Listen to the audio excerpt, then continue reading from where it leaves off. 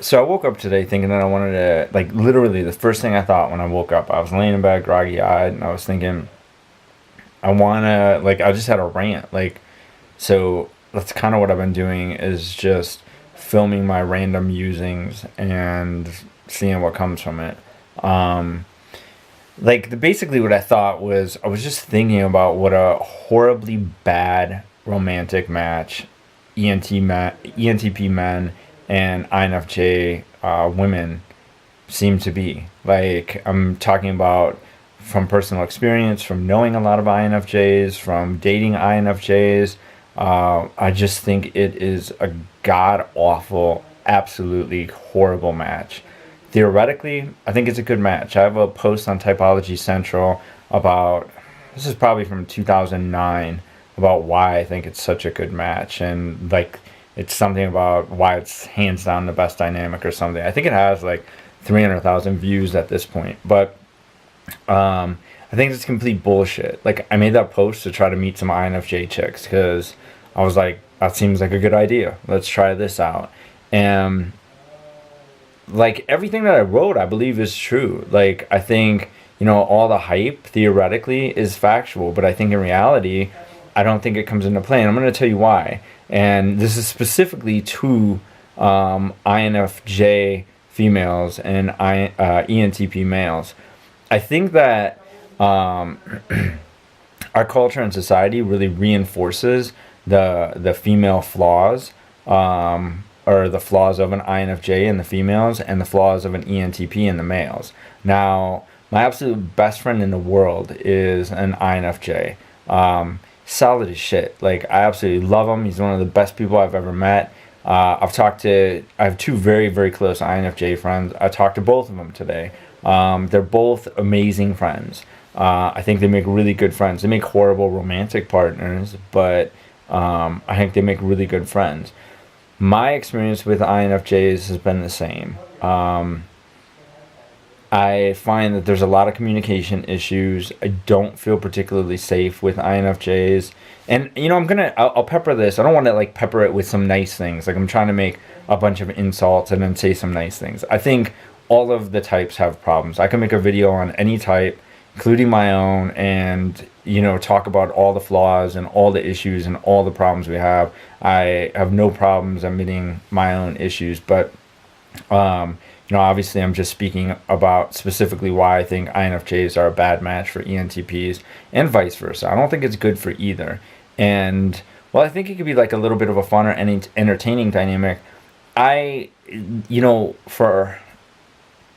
me personally, I find that, INFJs really do struggle in relationships. I've sometimes wondered if they're better off just not being in a relationship and just devoting themselves to, their social work or their whatever profession they're choosing that's helping people. I mean, they're amazing at what they do. I have, friends that are INFJs in crisis counseling and situations that I could never handle. And I think that they do what they do so well that they're irreplaceable. But when it comes to dating, it's just a constant struggle. I find that INFJs are very prone to cheating.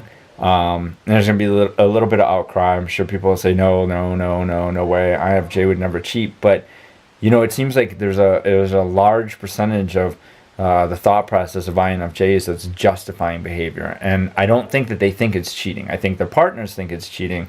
I think INFJs truly believe that they don't think they cheat. Now, I will say I can be a little bit rigid about what I consider cheating. If I'm in a relationship, if I gave another girl my number, I would consider it cheating. Like, I don't even make female friends if I'm in a relationship. I think emotional cheating is cheating. I think kissing is cheating. I think holding hands with somebody else is cheating. I think it's all cheating.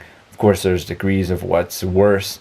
So if somebody said, well, an INFJ would never sleep with somebody else while they're in a relationship, that might be true. And I think INFJs are highly prone to emotional cheating, but I still consider it cheating, and I don't feel particularly safe, like, with INFJs, in terms of, like, my heart and my emotions.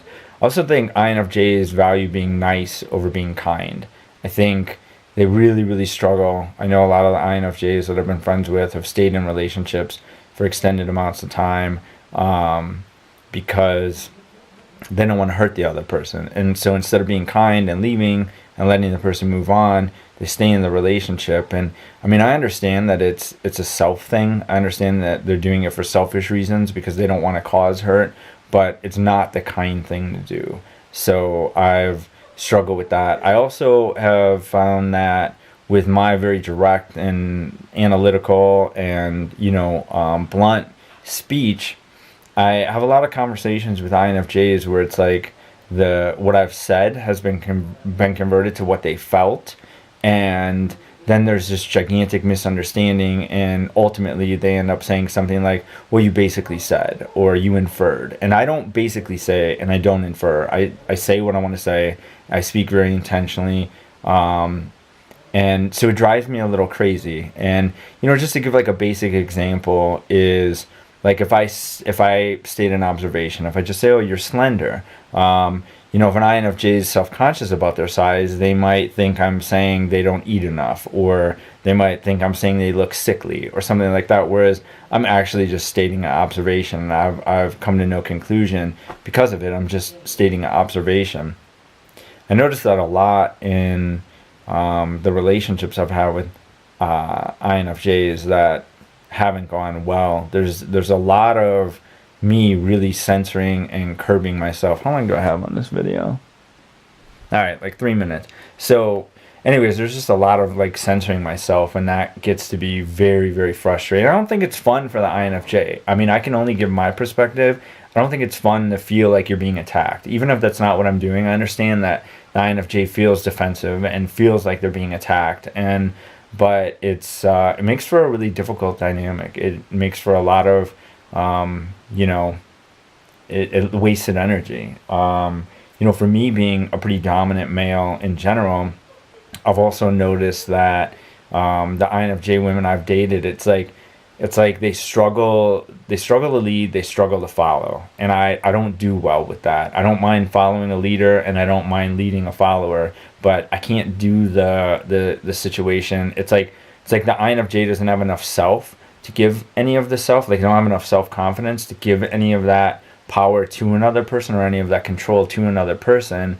And so it's like they'd almost rather make a wrong decision on their own than make a collective decision and have it be for the greater good of the dynamic. So I struggle with that.